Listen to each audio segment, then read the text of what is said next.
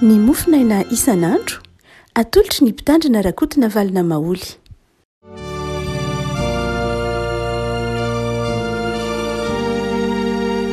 Fahamirava antsika ravako malalatra ity alakamisy fa 9 ny volana Jona ity. Ny voalahatra ho mofinaina antsika anio dia ny boky Isaia mpaminany toko 9:7. Isaia toko 9:7 ny andininy 9 ka hatramin'ny andininy 13. Amin'ny anaran'i Jesosy. Tsarovy zany ka mahereza ianareo. Eritrereto tsara zany ry mpiodina. Tsarovy ny zavatra taloha izay efa lasa ela. Fa izao no Andriamanitra ka tsy misy hafa. Izao no Andriamanitra ka tsy misy tahaka. Izay manambara ny farany hatramin'ny voalohany ary manambara hatramin'ny ela izay tsy mbola natao akory. Dia ilay manao hoe ho toy ny fikasako ary efaiko ny sitrapoky rehetra. Izay miantso vorona-pihaza avy any antsinanana sy lehilahy avy any an-tany lavitra efa ny fikasako. Sady efa niteny zany aho no ahatanteraka azy koa. Sady nikasa aho no ahefa azy. Mihaino ianareo ry madipo izay lavitra ny fahamarinana. Ampanatoniko ny fahamarinako koa tsy ho lavitra intsony. Ary ny famonjeko tsy hita rehetrrehetra fa hametraka famonjena ho sionao sy ny voninahiko ho an'ny Israely. Ray masonao manamasinana ny fahamarinana, ny teninao no fahamarinana. Amen. Riavana ity mofinaina voalahatra ho antsika anio ity dia afatrafatra. Miaro teny mahery aza noho ny fanadinoan'ny zanak'Israely ny fitiavan'Andriamanitra. Amin'ity toko 9:7 ity no nilazan'ny tompo fa tsy miova izy. Ary izany tsy fiovan'Andriamanitra izany io izy manao hoe mandra-pantitrareo aza dia tsy miova dia adinony zanak'Israely. Ny 9:9 sy ny 9:7 amin'ilay vonovakitsika mofinaina tao ry havako dia mampatsiaro ny zanak'Israely ny lasa. Mampitodika azy any amin'ny atao hoe lasa. Fa inona moa no lasa izay tian'Andriamanitra ho tsaroany zanak'Israely? Ny tantara zany. Misy fomba tenim-pahendrenana, fomba fiteny manao hoe ny olona manadino ny tantarana dia olona tsy tsahatry ny hamerimberina ny fahadisoana izay nataony tany aloha.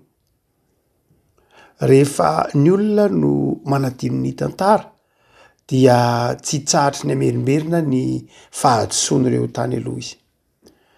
Fa ny tantara mantsy na ny fitodihana ny lasa dia mahatonga antsika afaka hamantatra izay mety hitranga amin'ny ho avy. Izay ny anjaran'ny tantara. Ahafahanao milo lalana ny amin'izay mety hitranga amin'ny ho avy ny tantara miainga avy amin'ny lasa. Satria misy ny lôjika, misy ny zavatra iray asehon'ny tantara fa miverimberina ka dia ny fahafantaranao ny lasa dia mahatonga anao afaka misoroka izay mety ho tsy mety hitranga amin'ny ho avy na miomana ny amin'ny ho avy. Fa ny tantara ihany koa dia ahafahanao maka lesona tsy ho amin'ny hatrehina ny ankehitriny sy ny ho avy ihany fa hiatrehina mihitsy ny fiainana isan'andro. Ny tantara no ahafantaranao mamantatra ny tenanao ka iovanao sy hitsianao ary andinihinao tena ka hanamboaranao ny ho avy. Ny tantara arak'izany dia sarobidy rehefa malala.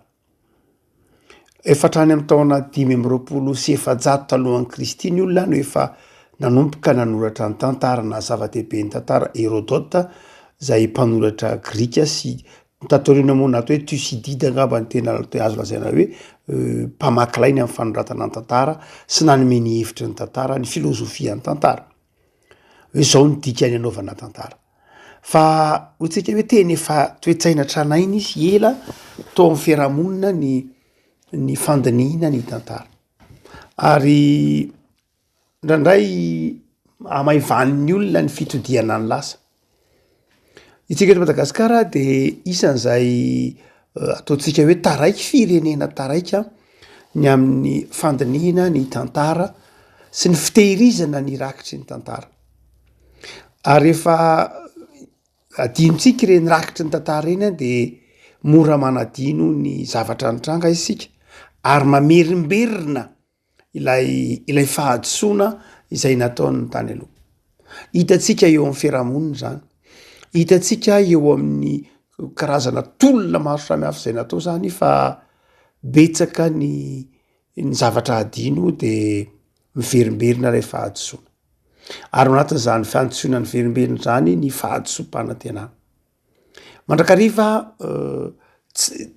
tsy tafapetraka araka tokony ho izy ny fitadidim-pirenena sy ny fitadidim-piarahamonina ka indraindray zay zavatra tiana ho tadidiana ihany no tadidy fa lay zava-dehibe zay lesona ho an'ny taranaka mba tsy hiverenany amin'ny fahadisoana intsony de tsy tadidy adino. Tsy mahagaga moa zany satria na de zava-dehibe tahaka ny ataontsika hoe rakitra sarobidy tahaka ny rova aza de simba azy sy mba itsika ary tsy io ihany akory fa misehatra maro samihafa de ahitantsika hoe manamaivana ny tantara tsy manome toerana ny tantara isika malagasy na dia olona mitodika amin'ny lasa mandrakariva ary tsika de le lasa tsy mahasoa indraindray ny tadidy fa lay lasa tokony hakana lesona, le lasa tokony hifampianarana sy tokony hifantsiana dia tsy tadidy. Any ka manjary tsy mivoatra lay fiarahamonina satria mamerina mandrakariva lay tsinety zay natao. Rehavako malala eto ary ny tompo de manamafy teany me toerana atsika manao hoe zava-dehibe ange ny fitodianareo ny lasa. Tsarovo ny zavatra taloha zay efa lasa ela. Eto zany dia toy ny miteny manao hoe vankio ny tantara. Vakio ny tantara. Raha toa ka mianatra momba ny ataontsika hoe filozofia an-tantara isika manomboka any amin'ny Thucydide hoy tsika teo dia hafa ny filozofia an-tantara. Fa andehantsika hianatra amin'ny baiboly le havako. Nahoana moa Andriamanitra no mampitodika atsika amin'ny lasa, mampitodika atsika ho amin'ny tantara. Nahoana Andriamanitra no mamerina mitaona atsika hamerina hamakiindray ny tantara. Voalohany indrindra de hitatsika amin'ny andininy fahavalo. Tsarovy ka mahereza. Ny fitodian'ny olona amin'ny lasa sy ny famerenan'ny olona famakina ny tantaram-piainany de mahatonga azy mahery havako malala. Na inona lasan'ny olona ry havako, na inona lasan'ny firenena, na inona tantaram-piarahamonina, na inona tantaram-pirenena, na inona zavatra maro samihafa mety ho fahadisoana ny ainana atao anatin'ny firenena, natao anatin'ny fiarahamonina de zao ny famerenan'ny olona mamaky ny tantarany, na ny famerenan'ny firenena mamaky ny tantarany de mahatonga azy mahery na mijoro, mampijoro ny tantara. Hoy ny fahazandin'ny vavalo hoe tsarovy na vakio, tadidio ka mahereza. Midika le teny hoe mahereza de zao mijoro lehilahy. Zany hoe ny tantara rehefa malala ny antony baiboly de manazava an'izany eto hoe ny famerenantsika ny famakiana ny tantara de mahatonga atsika ho afa mijoro. Ndraindray heverin'ny olona fa ny famakiana ny tantara de mampisaraka. Ndraindray ny heverin'ny olona fa ny famoazana ny tantara de mampisaraka. Fa aleo ilevina ny tantara, aleo tsy horesahana ny tantara fa ny tantara mampisaraka. Tsia, ny fisarahana efa eo. Tsy ny tantara mihitsy, tsy ny famerenana ny tantara akory ny mampisaraka fa ny fisarahana efa eo. Tsy ny tantara mihitsy ny mampisaraka fa lay fisarahana ny mampisaraka raha teo efa eo. Fa ny famerenan'ny olona hamaky ny tantarany no manasitrana ny fisarahana. Fa izao kosa nefa Isaia mpaminany de mitaona atsika hoe mba hahatonga atsika afaka mivoatra na ataontsika hoe mahatonga atsika mahery ao aorianan'ny famakinan'ny tantaram-piainantsika na tantaram-pirenentsika de ao amin'Andriamanitra no hamakitsika an'izany. Raha tsy vakiana ao amin'Andriamanitra ny tantaram-piainantsika de mety ho kivy isika fa rehefa vakitsika ao amin'Andriamanitra, vakitsika ao am' Jesoa, vakitsika amin'ny finoana ny tantarantsika, na tantaran'olona io, na tantaram-pianakaviana io, na tantaram-pirenena io, de mampijoro indray. Ary na inona le avako malala mety ho fahadisoana atao anatin'ny tantara rehefa entiny eo amin'ny azy fijalian'i Jesosy Kristy tompo ireny, de manjary lesona, manjary mampijoro indray. Iza moa no tsy nanota ry avako malala atao amin'ny bokiny atao amin'ny bokiny atao amin'ny soratra masina, misy be deaibe ny olona namerina namaky ny tantarany, namerina namaky ny tantarany ange Davide, namerina namaky ny tantarany ange Saoly zay tonga Paoly, namerina namaky ny tantarany angereo mpanompoandriamanitra isan-karazany eo amin'ny testamenta testamenta vaovao fa izao rehefa namaky ny tantarany izy, na nijery ny tantarany izy, na nitsikera ny tantarany izy, de izao nitsikerainy tamin'ny alalan'ny finoana zany, nitsikerainy tamin'ny alalan'ny azo fijalian'i Kristy sy ny fitiavan'Andriamanitra zany, de sa izy niova izy ary nanjary ny zava-baovao nateraky ny famakian'ilay tantara. Rehefa ny tompo hoe tsaroa zany de mahereza miteraka faherezana ao atsika rehefa miaraka amin'Andriamanitra tsika no mijery ny tantarantsika de afaka manompoka zavatra vaovao. Rehefa miaraka amin'ny Kristy tsika no mijery ny lasantsika, rehefa ao amin'Andriamanitra ny jerentsika ny lasantsika de mahery isika sady faly ary afaka miteny tahaka ny tenin'ny tsotra mari-panao salama na hoe fa nitondra anay nivoaka avy tamin'ny fitahiana mahatritrika ianao. Rehefa malala ny mpanao salama de nahafantatra tsara an'izany hoe naniry efa nizahan-toetra anay tahaka ny volamena ianao, efa naniraka fahavalona nitsaka ny lohanay ianao sy ny hafa rehetra, kanefa de izao nitondra anay nivoaka tamin'ny fitahiana mahatritrika ianao. Satria ilay mpanompon'Andriamanitra namaky ny tantarany tsy tamin'ny sainy fotsiny na tamin'ny fony fotsiny fa namaky ny tantarany tamin'ny finoana sy tamin'ny fitiavan'Andriamanitra, de hita ny tao anatin'ny tantarany Andriamanitra, hita ao anatin'ny tantara'Andriamanitra, de mahery ry avako malala. Fa ny faharoa ry avako malala, rehefa mamaky ny tantara isika, rehefa mamaky ny tantara tsika de mampieritreritry ny tantara. Ny tantara hoy ny andininy faharoa hoe tsarovy any de eritrereto. Ry havako teny fanalahidy eo amin'ny soratra masina ny hoe saino. Ny olona mamerina mamaky ny tantarany de olona mieritreritra, na mampieritreritra ny olona ny famerenana ny famakiana ny tantara, mampandiny tena ny tantara. Raha fahafahatsika zany ny tantarantsika dia mahatonga atsika tsy afaka mandiny teny zany. Ny olona tsy mahafantatra ny tantarany, ny olona manadiny ny tantarany, ny fiangonana manadiny ny tantarany, ny firenena manadiny ny tantarany dia ho diso fijery ny amin'ny tenany izy. Tsy ampy famakafakana ny amin'ny tenany izy, tsy ampy fieritreretana ny amin'ny tenany izy ary mety ho diso fijery mihitsy izy ny amin'ny tenany satria tsy ampy eritreritra, tsy ampy famakafakana, tsy ampy fitodiana hoe avy aiza, ho aiza, taiza. Ny tantara eto rehefa malala zay mahatonga ny tompo miteny hoe tsarovy, aza tonoina mihitsy, de eritrereto.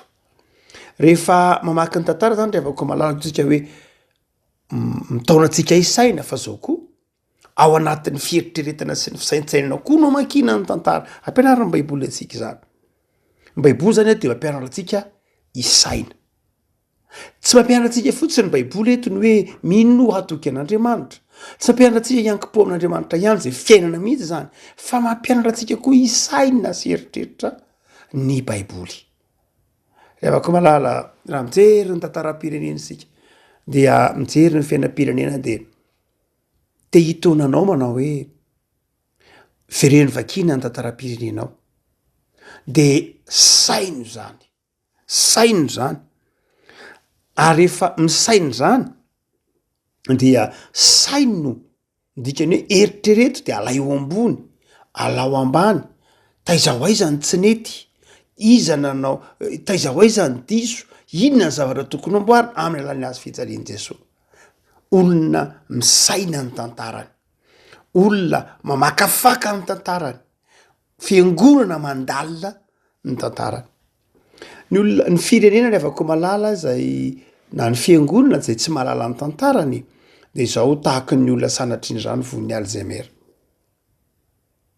Rehefa von'ny alzheimer ny olona rehefa ko malala de aretina mampalahelo mihitsy dia sady tsy mahafantatra na ny tenany aza tsy mahafantatra hoe izy le olona manodidina azy ireo na de olona fantany zao ary zao taloha tahoana moa aretina mampalahelo mihitsy ny olona tratran'izy reny ary vavaka ho an'ny olona mandalona zany tsy fahasalamana zany fa aretina sarotra mampanadino ny anarara manjary sorena amin'ny tena n'lay olona satria ohatra miverina natao zay tokony ho fantatro to itolona ito fa tsy tadidiny mihitsy ary dia tsy tadidiny ny toerana misy azy very maridalana tanteraka izy very repère ho nareo amin'ny teny frantsay tsy fantany hoe hoaizy izy avitaiza izy ary dia tsy mahafantatra lanjany zavatra ataony akory ary ny tantara afaka malala de zay mahatonga ny tompo eto miteny aza dononareo zany io lasany arahako taminareo io fa manjary tsy tadidinareo hoe avitaizinareo zay mahatonga ny boky Isaiah-paminany manao hoe tandreminareo tsadydio tsara taiza ny vato lampinakananareo zany hoe taiza ny etsoko anareo hoy Andriamanitra ry havako malala ny tantara zany dia tian'ny tompo zay baiboly miresantsika de mampianana atsika manao hoe saina fa raha tsy mahafantatra ny tantaranao ianao de zao tsy mahafantatra hoe hoaizy ianao ny tantaram-piangonana ry havako malala dia tsy hoe aitraitra akory raha ohatra ka miezaka mikaroka mamantatra mitadidiny ny tantarany fiangonana miezaka mitadidiny tantarany fiangonana ry havako satria ny tantara no mirakitra ny asan'Andriamanitra tao anatin'ny fiangonana ny tantara nge no manazava hoe zao nataon'Andriamanitra teto amin'ity fiangonana ity zao ny zavatra nitondran'Andriamanitra ty fiangonana ity zao ny valitenin'ny fiangonana tamin'ny antson'Andriamanitra ny tantara no mampahafantatra an'izany zao ny aina ny fiangonana ny finoany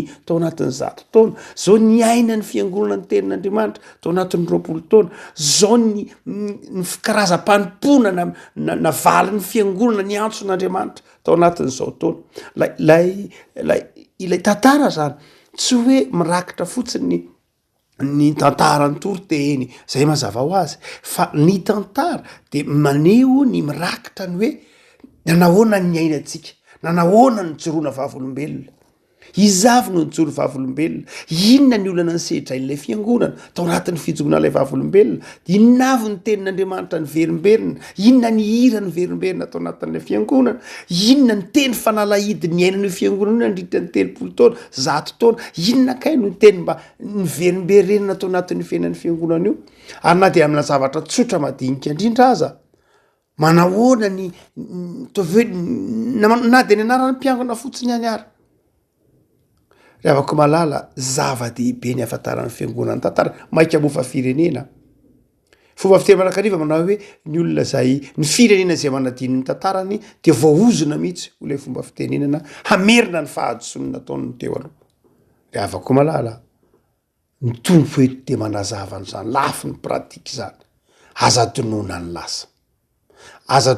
lasa ary sainy ny lasa de mihendry ianao mampahendry ry havako malala ny tantara rehefa misaintsaina ianao ny lasa mitodika amin'Andriamanitra eo mpamakina ny tantarany firenena sy ny tantarany fiarahamonina ny tantarany fiangonana mampahendry ny tantara fa ny fahatelo ry havako malala dia hoy manao hoe de ny fasivy tsarovo ny zavatra taloha zay efa lasa izaho no Andriamanitra tsy misy afa-tsy za tsy misy tahaka ry havako malala ny antony fahatelo zay asehon'ny bokiny Isaiah-paminany ny hoe tsy hanadinoantsika ny tantara tsy hanovozantsika fahendrena ihany koa fa hanomezantsika voninahitra n'Andriamanitra isaorantsika n'Andriamanitra sy hanomezantsika voninahitra n'Andriamanitra rehefa mamaky ny tantara rehefa mandinika ny lasa ianao de ho hitanao fa tsy ny voninahitra olombelona no miariary ao anatin'ny tantara rehefa jerenao miaraka amin'ny finoana ny tantara de ho hitanao ny tanan'Andriamanitra mitsotra ka mampite hisotra n'Andriamanitra ny vokatry ny famakafakana ny vokatry ny fanadiadiana vokatry ny famakina ny tantara ndray mandeha fibanjinana ny lasa de tsy mahatonga fahadisom-panantenana akory raha ohatra ka mamaky ny tantara riky zany na mandinika ny lasa de izao tsy mitondra fahadisom-panantenana ty anatytsika akory ny antony tao manotompo adinika ny tantara tsy hifanomezantsika tsiny akory ny hoe vakio ny tantara tsaroviny lasa de aoka hifanometsiny tsy a ny antony amakitsika ny tantara riavako atsirovantsika ny lasa tsy ikaroantsika hoe iza moa ny diso raha sotra masina anjerena tsy ny mahamaika tsy ny hifampitsarana tsy ny fanamelohana mety ho marina zany amin'ny filozofia ny tantaran'izao tontolo zao tsotra fotsiny raha tantaran'izao tontolo zao de ampamoaka hoe mbola ho tsarain'ny tantara ianareo zany ny tantaran'izao tontolo zao izay fomba fiasa hafa mihitsy ekeny zany tsy diso akory zany fa raha misoratra masina riavako malala raha mamaky ny tantaran'ny fiangonana raha mamaky ny tantarany tena tsiray avy de zao tena zavatra hafa mihitsy ny dikany amakina ny tantara ahatserovantsika hoe ny asa tao amin'ny fiangonana io teto amin'ny firenen'Andriamanitra mahatonga atsika manome voninahitra an'Andriamanitra ny famarenantsika mamaky ny tantaratsika jereo ny tantaram-pirenena jereo ny tantaram-pirenena teto Madagasikara fa raha tena mamaky ny tantaram-pirenena amin'ny fotsotra sy fo madio ianao kapino de afaka hiteny manao hoe misaotra anao zay Andriamanitra fa mba nomenao sotoavina ihany nomenao firenena nomenao tany malalaka nomenao mpitondra mpikaroka nomenao manampahaizana nomenao olona mana-talenta maro teto amin'ity tantara ity teo amin'ity firenena ty de manome voninahitra an'Andriamanitra de afako malalo vereny vakina ary ny tantaram-piainanao fa rehefa maky zany ianao de vakio ao amin'i Jesosy ivereny vakina ny tantaran'ny firenenao de ho hitanao fa tao Andriamanitra tsy nanary Andriamanitra nitondra Andriamanitra na de teo aza ny fahadalan'ny olombelona satria ao anatin'ny tantara no ahafantaranao ny herin'Andriamanitra sy ny fahalemen'ny olombelona raha vakinao amin'ny finoana ny tantaram-piangonana de ho hitanao miariary ny fahalemen'ny olombelona ary ariary ny herin'Andriamanitra rehefa mamaky ny tantaram-piangonanao de ho hitanao miariary ny voninahitr'Andriamanitra mitondra ny fiangonana mitondra ny mpanompon'Andriamanitra mitondra ny firenena no fidian'Andriamanitra zavatra roa avana no entina mampahiry anao ara amin'ity zara mofinainao anao itao manotompo anao atsiaro ny lasa ity de zao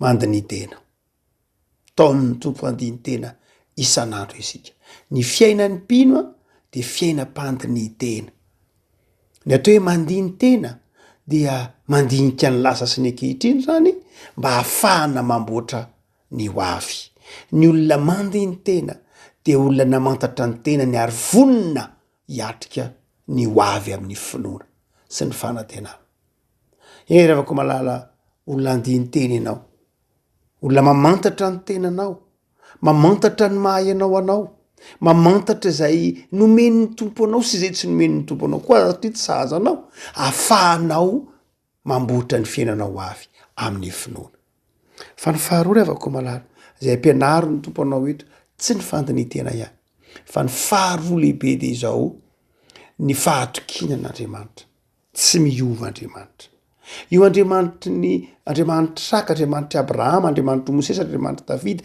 Andriamanitra ny rainao Andriamanitra ny reninao efatra am'izay io ihany io Andriamanitra io enao ny fiarahamonina ny ova isika mivoatra fa Andriamanitra tsy miova no zany riavako malala io Andriamanitra nitahy reo olona tany alohanao rehetra reo ihany no mbola mitahy anao ankehitriny ka nahoana anao no salasala nahoana anao no mitady ho kivy matoki fa tsy miova Andriamanitra lay Andriamanitra nampisy anao tao am-boka lay Andriamanitra nitantana anao nahatonga anao tahaka zao io ihany io Andriamanitra io tsy niova io na niova azy ianao tsy niova Andriamanitra no zany apetrao amin'ny fiainanao de matoki azy fa Andriamanitra azonao ianteherana izy ao izy manao hoe tsy misy tahaka azy fitiavana izy famindram-po izy famelan-keloka izy zay izy talohany naharinao zay izy nahary anao ary zay izy mandrakakehitriny mitondra anao ivavaka sika tompo misaotra anao zahay fa tao aminao zahay tsy hanadino ny lasa am'izao akatoky ny fetim-pirenena izao averanao zay amaky ny tantaram-piainanay tao aminao amaky ny tantara-piainanay amin'ny alalan'ny finoana sy ny fahatokinanao. Tompo, ao anatin'ny lasa de hitanay ianao, nitantana, nandresy ary nitondra tamin'ny fitahiana matetika. Namaky vakevitra izahay nefa teo ianao, namaky onjan'ny ranomasina izahay teo ianao. Tompo, indreto izahay mahatoky fa tsy miovy ianao. Ataovy hitanay ao anatin'ny lasanay ny tananao mitsotra ary tsy miovy zany tananao mitsotra tamin'ny lasa zany fa mbola miampita amin'ny ankehitriny. Ka na inona fahasarotam-piainana, na inona fahasarotan-javatra de tsy miovy ianao. Izao tontolo izao mivoatra sy miova fa ianao tsy miova. Indreto zay Tompo, mivavaka aminao zao akatoky ny fetim-pirenena izao, mitahiana amindreo fo zahay. Tahio ny tanindrazanay, tao miandiny teny zahay mba ho endry, tao mihamantatra ny lasanay zay mba hiaka-lesona, tao mibanjina ny lasa, hitodika amin'ny lasay mba afaka hamantatra ny ankehitriny sy hibanjina no avy ao anatin'ny fanantenana. Ataovy mahay mandinika ny lasa amin'ny fitiavana anao Andriamanitra zay mba ahajoro, mba hijoro, mba hahery. De jereo ny zanakay tsirairay avy, jereo ny tokantranonay, jereo ny asan'ny tananay, jereo ny tanindrazanay Tompo, ny fiangonana misy nay tsirairay avy, rakofo ny fahasoavanao, ho fiangonana velona, ho tanindrazana mandroso, ary ho fianakaviana sambatra. Misaotra ry Jesosy Kristy mpamonjy anay io. Amen.